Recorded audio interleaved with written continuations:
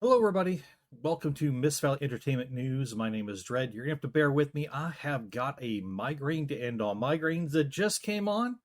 About 3 minutes ago, I coughed and instant migraine. I might be having a stroke or a seizure or dying. And some of you, especially Starfield fans, are going to be like, good. But no, I'm still here. So, why am I still talking about Starfield? It's because it was one of the biggest disappointments based upon the hype. Okay, based upon what was said about the game by the developers, by the designers, by Todd Howard, previous to the game coming out, and based upon the anticipation for this game over the lifespan of its creation cycle before it actually came out, and based upon the expectations of the fans and the people had for when this game came out. I mean, there were previous to this game coming out, there were a lot of Starfield fans. There were people who thought this game was going to be up here. And I'm not going to tell you I wasn't one of them. I thought there might people are thinking this, they might be right, but I also said let's just wait and see. I'm not, and that was mainly for myself based upon the fact that it's a space game. I'm not really big on space games. I played some. I love the Outer Worlds. Thought it was hilarious. But I'm not really big on space games per se. So I thought, let's wait and see. And thank goodness for myself, I did. I saved myself some money. Um, but as it is, there was a lot of hype and a lot of expectation for this game, and it came crashing down to the reality of what the game is: a mediocre game. Now, again, people are allowed to like Starfield. Let me rephrase this because some of you seem to think I hate Starfield and I hate people who like Starfield. No, no, no, no. People are allowed to like Starfield. That is completely okay. Every gamer is different. Every gamer has different likes and dislikes for what games they like, what gaming companies they like, what genre they like to play, what they expect in their game, what they want in their game.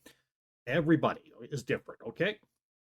I have no problem with people saying, I played Starfield and I liked it.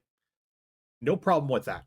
I have a problem with people saying, I played Starfield and I loved it and it's the greatest game ever made, or it should have been Game of the Year. That I have a problem with. I have a problem with people saying, what do you mean there's bugs? I never experienced any bugs. There are no bugs in the game.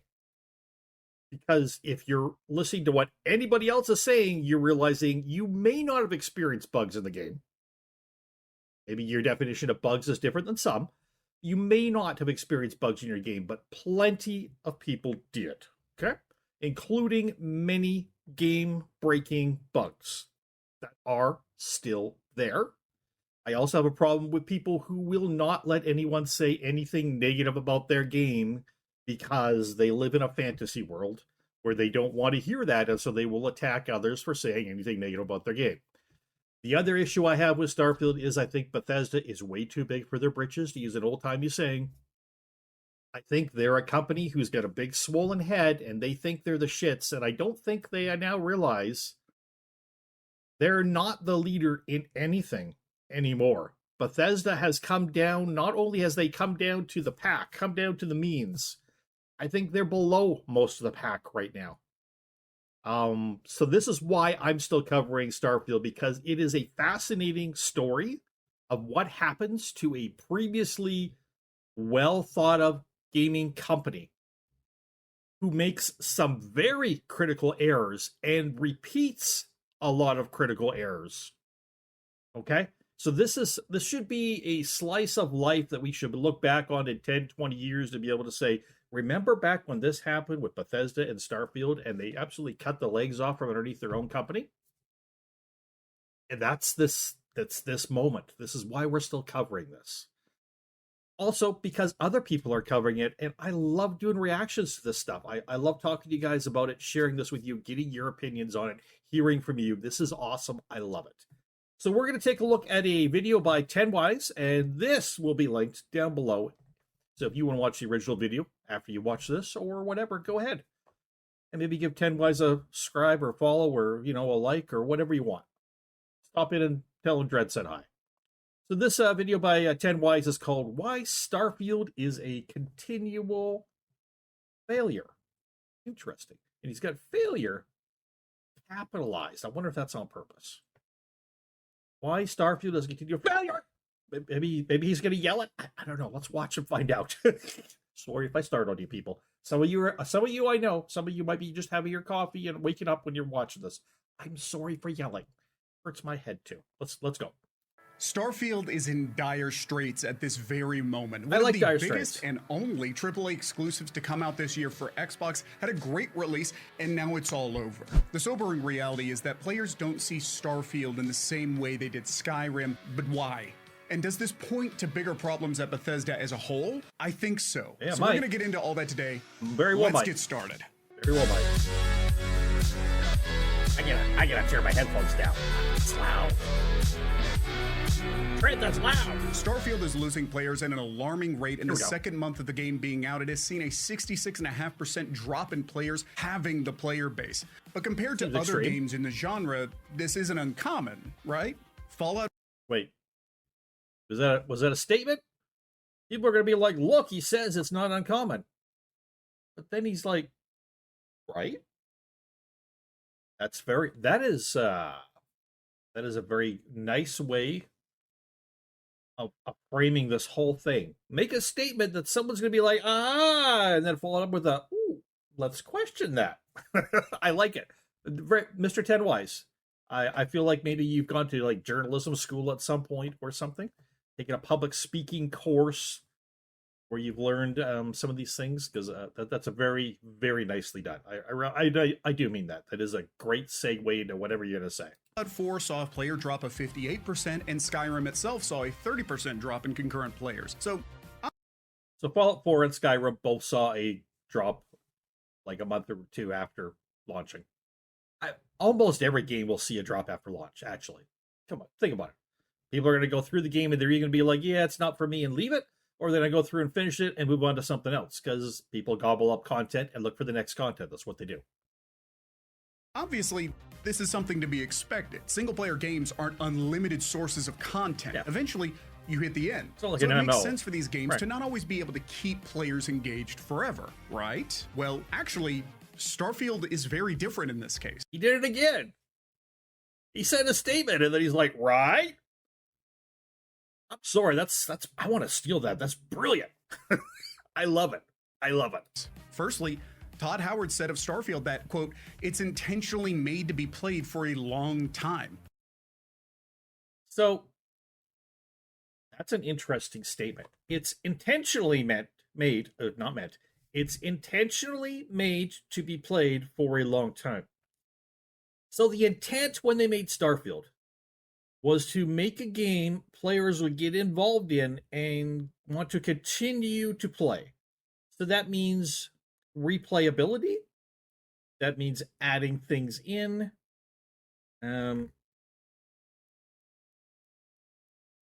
Have you seen my latest video, or one of my latest videos on why Biggie Boss walked away from Starfield? You'll know that he went through the game and through New Game Plus, and then said there's no reason at this point for me to come back. There is no more replayability for me. I don't feel like there's enough choices in the game. I don't feel like there's enough branches. I don't feel like there's anything more to do. Yes, I might come back to it at some point in the future, but for now there is no replayability. So that's interesting that Todd Howard would have said this. Again, this makes me wonder, did the game come out before it was supposed to then? Did Xbox tell them they had to put it out when it was, and they're like, but it's not ready to be played a long time? Or did Todd just lie? Did Todd just suppose the fans were going to fall so much in love with this game that they want to replay it and replay it and replay it? I don't know the answer to this. Maybe TenWise will give me the answer. Let's see. It's one of the things we've learned from our previous games, Howard said, from Skyrim, from Fallout, that people want to play them for a very long time. And right. And people do play those games for a very long time.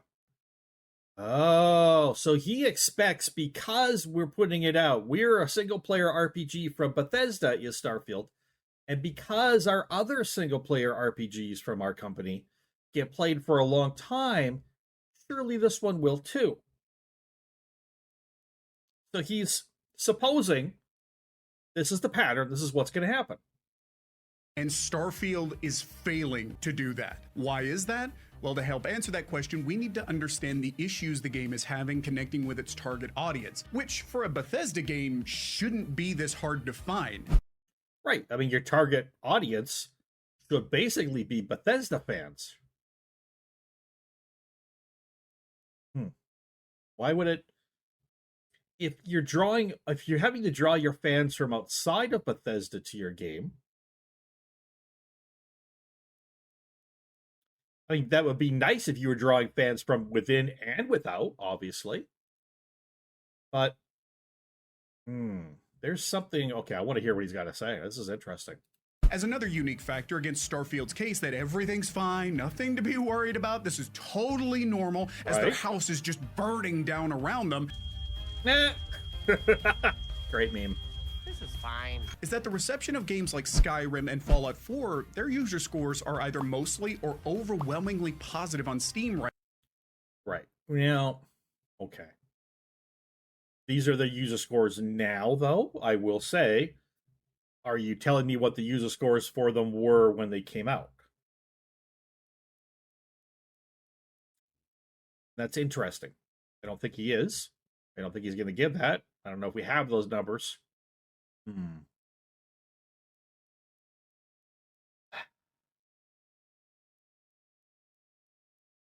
I mean, I would guess they would be very similar, though. I would think they would be similar. They could be lower.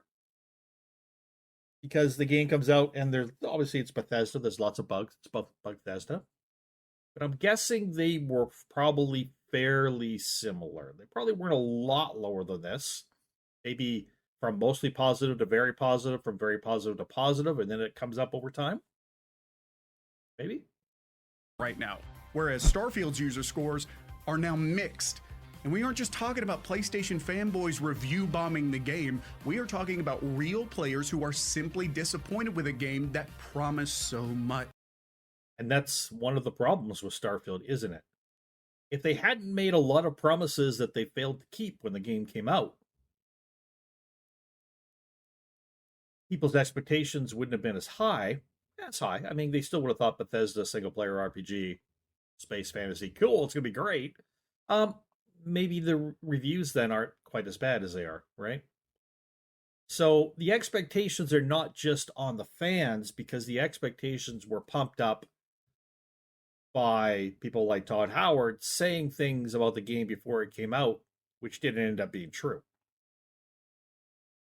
So let's hear what they're saying. Honestly, I said these things about Starfield at launch, and man, it feels so good to be vindicated about this vid calling Starfield the most overhyped game ever. But hey, I'm not going to toot my own horn anymore. I'm going to let the consensus of players speak for me. Not going to go through all of them, but just the ones that sum up my thoughts. Oh, this should be interesting. Perfectly. I've seen some of these. A game these. about space in which your ship is nothing more than set dressing for storage containers and an optional, extremely simplistic arcade-style minigame where you fly your ship in a line while holding the trigger long enough for every AI to blow themselves up by flying directly into your path. A game about exploration that delivers the thrill of opening your menu, selecting the fast travel option, clicking to fast travel to a star system, loading, then opening your menu, clicking to fast travel to a planet, loading, then answering the same NPC dialogue at every planet before you're treated to another loading screen to finally land on the planet. An immersive RPG in which every door in every colony is a loading screen, and firing an infinite stream of bullets around citizens' heads in the middle of the city is apparently just another Tuesday in America for the New Atlanteans,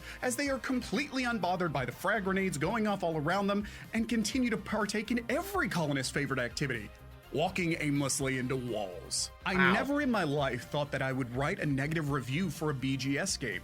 The magic of BGS games is it makes you feel big in a big world. This game makes you feel small in a small world that is pretending to be big. That magic feeling of go anywhere, be anyone, do whatever you want, choose any side you desire is gone. We love BGS games because the world, the freedom, and the lore makes up for whatever the main story lacks. Nobody buys BGS games for the awesome main story. We buy them for the awesome. And that's true. I mean, I'm not going to buy Elder Scrolls 6. Oh, I just need to find out what's going to happen in Tamriel. What is the rest of the history of this continent? Who the fuck cares? Throw me in the middle of some kind of conflict and let me be the hero.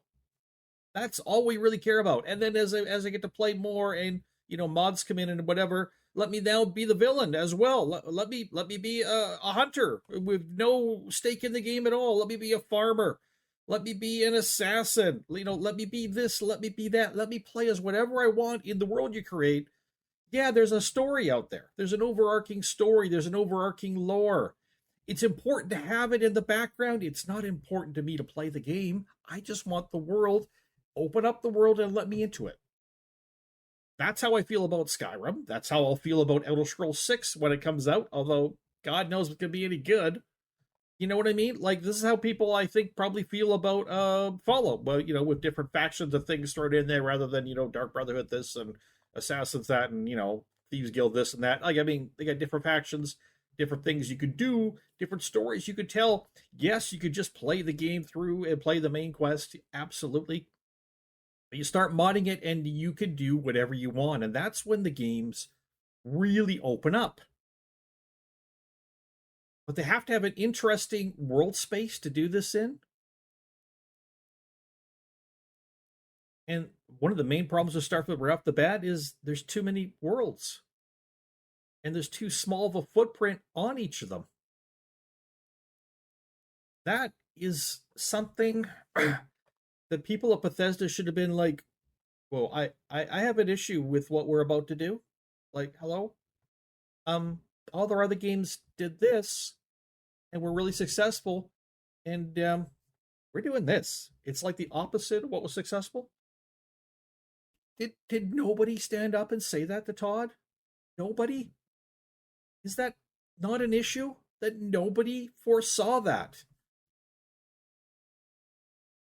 World, freedom, and lore. We get the games to make the worlds our worlds, and that's the Bethesda magic this game doesn't have. This game just doesn't have any of that. It does in theory, but not in practice. The storyline is very linear and forced. Your actions don't really matter at all. You can't help any faction win over any other in any kind of meaningful way. You cannot shape the game world. Ouch. If this is the future formula for BGS titles, then it's over, everyone. Rip indeed. Rest in peace, Bethesda magic. So hey, I'm not gonna pretend I was objectively right, but I do think most agree with me that Starfield is just kinda mid. So at this point, with this kind of reception happening to your game, you need to do something, anything, to save your reputation. What could we do? Oh no. I know! Let's us, Bethesda, argue with those who wrote the negative reviews and tell them they're wrong!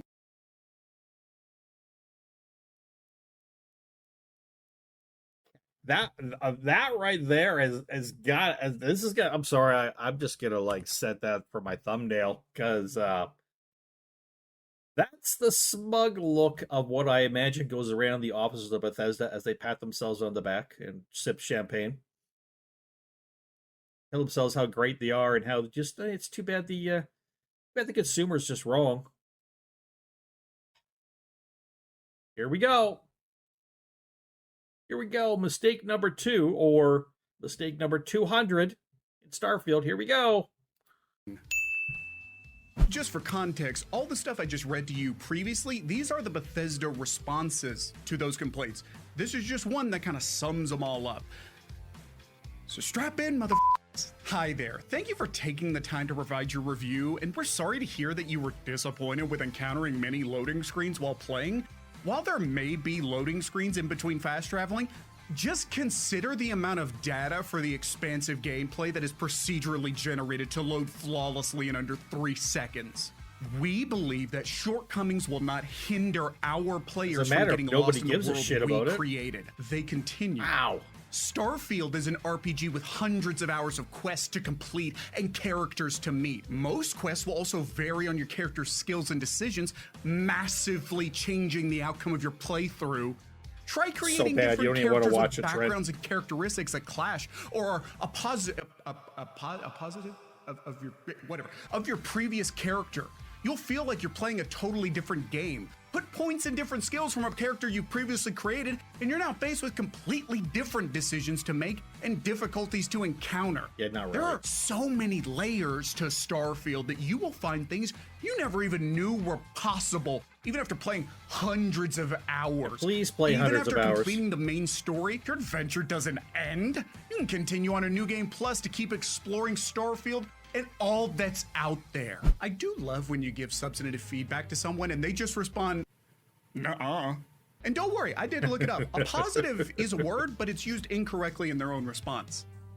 Not only are Bethesda just acting like children and telling players they're just not playing the game correctly, they apparently write like children too. Bethesda is a company that has lost all its luster. Only its most cult-like and diehard fans are willing to defend them at this point. In addition, their childish responses to many players who are giving honest feedback is laughable. Any goodwill this company had is gone now. But I said at the start of this video that Starfield has now shown brightly the worst aspects of a company who was already terrible even before Xbox got them. So yeah, I don't want to hear, oh my god, he's a PlayStation fan. But honestly, can we all admit finally that Bethesda maybe, probably, possibly just got lucky with Skyrim?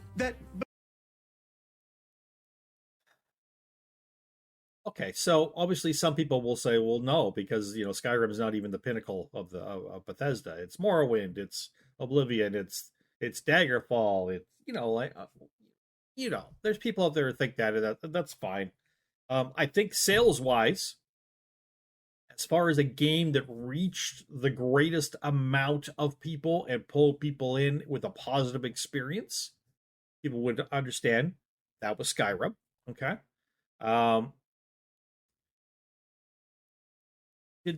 Yes, I would say the answer to TenWise's question here is yes. I would agree. I don't believe they can ever recreate what they did with Skyrim in another game because they don't know what they did. They don't know how their games work. I don't believe Bethesda understands what their players want or even how their players play, because apparently they tell them they play wrong. I don't believe they understand. I don't believe they understand a lot about the gaming industry or a gaming company. I don't think they.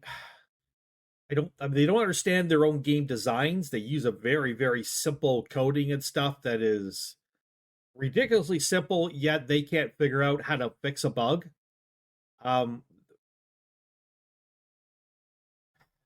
It's just failure after failure after failure on top of failure. And this is not just a Starfield thing. It's been ongoing for a long time. So yes, I do believe that what they did with Skyrim cannot be repeated by this company. Cannot be. I was having this discussion with a friend of mine at work a few days ago about Larian Studios and saying, wouldn't it be amazing if they took what they did for Baldur's Gate 3 and they did that for a single player, action-oriented,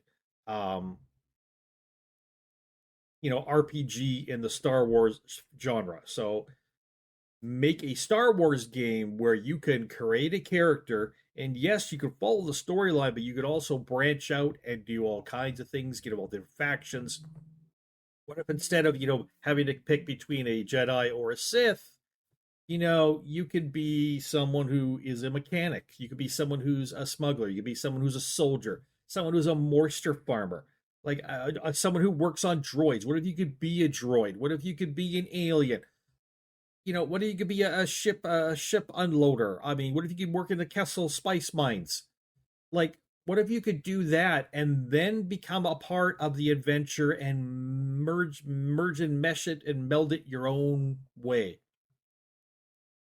And have the amount of choices and the amount of amazing characters you have in Baldur's Gate 3, but in a Star Wars setting. That would fucking blow everybody away. The Star Wars fans would be like, OMG. Yes. Right? Now, is it going to be easy to do? I don't think it's going to be easy to do. I don't think Baldur's Gate 3 was easy for Larian to do. I think they did it, and I think they did it very successfully. Very meticulously, and by listening just as much as they spoke. But Can they do it again with a different genre of game and a different? I don't know. I think they could, but there's no guarantee. Whereas with Bethesda, I say I don't think what they did with Skyrim they can ever repeat.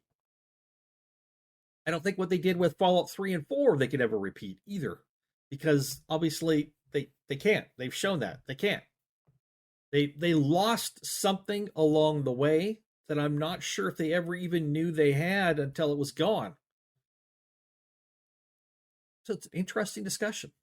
Bethesda is nothing more than a scratch-off lottery winner. Most rich people in this world didn't get there through sheer skill and determination. Some did, maybe, but most got there by being in the right place at the right time. They got lucky. But if you need proof, I'll give it to you. I'm going to dive deeper into Bethesda and how they simply squander chance after chance, talent after talent. There are a lot of factors to consider when discerning how Bethesda lost their way and are now a company that isn't going to go under financially anytime soon. But in terms of the gaming landscape, they aren't the players they were before. Few after playing No, they're certainly not. They are an afterthought now. They are not an industry leader in anything.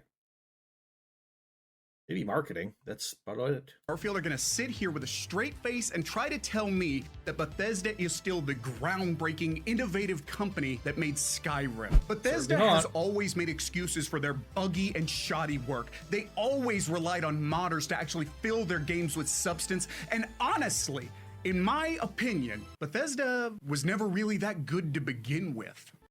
Oh, there's 47 seconds left, but I'm going to leave it right there because that is perfect. Bethesda was never that good to begin with. Yes, they've made some games that have been great that people have loved. Again, though, when I go back, at least I have not played Starfield. Sorry, I have not played Starfield. I have not played Fallout either. I've got many people I know who play Fallout. I've watched many videos on Fallout. It doesn't necessarily appeal to me. I have bought some Fallout games, but never actually installed or played them. I just got them on sale. I might play them at some point if I have time. But it's harder for me to speak about Fallout because I don't know. But I know there's a ton of mods out for Fallout games. A ton. Nowhere near as many as Skyrim, I don't think, but there's a ton. So what I'm figuring out is, again, just like Skyrim, I'm sure Fallout has been made great throughout the years by the modders. Was it a great game to begin with? Someone's going to have to answer that for me because I can't answer that. Was Skyrim a great game to begin with? I came into Skyrim in 2014. So Skyrim had already been out for a few years, all right? But I got involved in Skyrim when I saw some of the mods that were coming out in late 2013, early 2014. I was like, wow, this looks amazing. You can mod this game. I bought the game and started to learn how to mod it. And I, struggled to get 30 or 40 mods in a list together to do anything to the game back then. But the modding community is what fascinated me back then even. So but I have played Skyrim without mods. Is there appeal there? Yes, there is. Would I ever have played Skyrim if there had been no mods for it? I probably would never have bought the game to begin with. No. So these are all interesting stories, anecdotes, conjectures. I mean, what do you all think? Was Bethesda always overhyped? Did Bethesda hit a few bullseye on the dartboard purely by luck, or was it planned skill? Was there somebody you think on the Bethesda team that did all the really good work and is no longer with them? Do you think they just don't know what the F they're doing? Like, you guys tell me what you think about Bethesda as a company, as a whole. Also tell me what you think about whether or not Skyrim is a good game without mods, and whether some of the Fallout games are good games without mods. Yes or no? Let me know down in the comments below, because I read all the comments. I respond to some of them. I'd be very interested in hearing what you all have to say. So thank you for TenWise for putting out this video. I will be looking for your next one too on the history of Bethesda. And appreciate TenWise for letting me do this reaction video to it. And I appreciate all of you for your views, your likes, your comments. It means the world to me that this channel is popular right now, and popular is, hey, you guys are all in on the ground floor. I mean, with 180 followers, I consider that a very popular channel. Somebody with 10,000 views, or 100,000 views or a million views is going to be like, that's nothing. That's fine. It's all relative. I appreciate each and every one of you. Everybody, my name is Dread. This is Miss Valley Entertainment. We'll see you again soon. Bye bye.